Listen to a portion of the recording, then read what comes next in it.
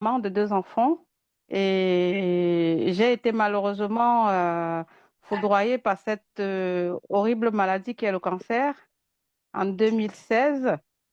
Et pour faire bref, pour ne pas prendre trop de temps aux personnes qui sont présentes, bon, j'ai eu un cancer de sein en 2016, ablation partielle et chimiothérapie et tout le tralala, radiothérapie, les rayons, 25 séances. Et donc, j'ai été en rémission en 2017. À partir de 2017 jusqu'en 2022, je devais être en rémission, sauf qu'en 2020, j'ai rechuté par une récidive sur les os au niveau des vertèbres. J'avais quatre vertèbres qui étaient atteintes.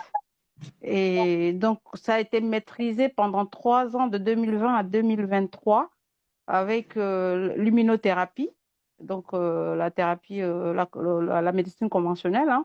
Et donc, en 2023, l'immunothérapie ne marchait plus parce que le cancer, comme vous le savez, ou alors je vous le dis à ceux qui ne savent pas, la cellule cancéreuse, elle est très maligne, d'où son nom de tumeur maligne.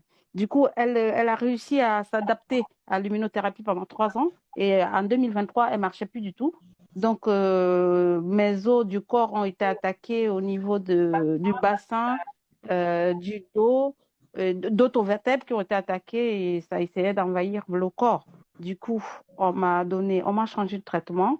On m'a mis sur une autre chimiothérapie qui est orale, des comprimés que je buvais. On m'a mis sur au rayon, tout ça. Ça n'a pas amélioré du tout et ça s'empirait. Et je voyais du noir. C'était sombre. La vie avait été transformée, hein.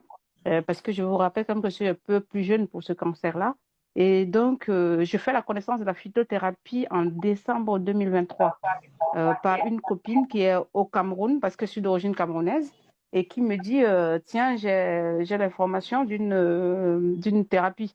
Et donc, elle me passe le numéro du commercial, qui a beaucoup rassuré et m'a emmené à prendre la thérapie. Bon, je n'étais pas très convaincue, hein, parce que quand on est en France et quand on n'a pas, on connaît pas les situations de maladie, et ça nous tombe dessus comme ça, mais on n'imagine pas qu'il y a d'autres thérapies en dehors de la médecine conventionnelle.